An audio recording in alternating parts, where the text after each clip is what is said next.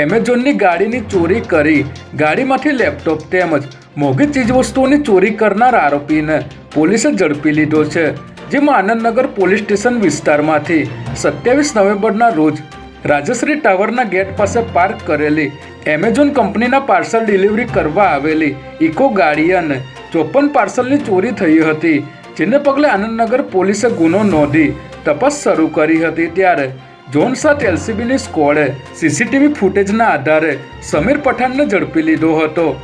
આરોપી પાસેથી પોલીસે ગાડી, રિક્ષા, લેપટોપ સહિત 16.14 લાખનો મુદ્દામાલ કબજે કરી અન્ય 16 જેટલા ગુનાઓનો ભેદ ઉકેલી નાખ્યો છે।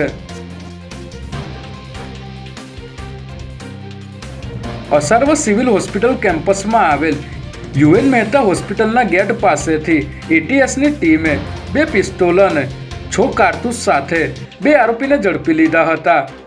પકડાયેલ આરોપીઓ મુનાફ માકડ અને તોસીફ વોરા સામે અગાઉ 7થી વધુ ગુનાઓ નોંધાયેલા છે। ત્યારે 2 વર્ષ પહેલા એક આરોપીના ભાઈની હત્યા કરવામાં આવી હતી, જેથી હત્યાનો બદલો લેવા તેઓ હથિયાર સાથે રાખતા હોવાનું પોલીસ પૂછપરછમાં કબૂલ્યું હતું।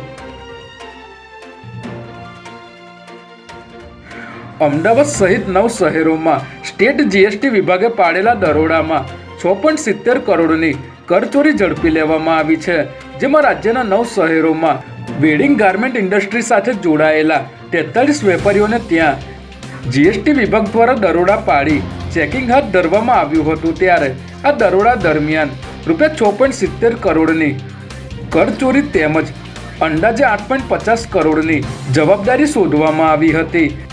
રાજ્યના કર વિભાગ દ્વારા સરકારી આવકના રક્ષણ અને વસૂલાત માટે તમામ કાર્યવાહી હાથ ધરવામાં આવી છે। ત્યારે તપાસ દરમિયાન હજુ પણ કરચોરીનો આંકડો વધે તેવી શક્યતાઓ જણાઈ રહી છે।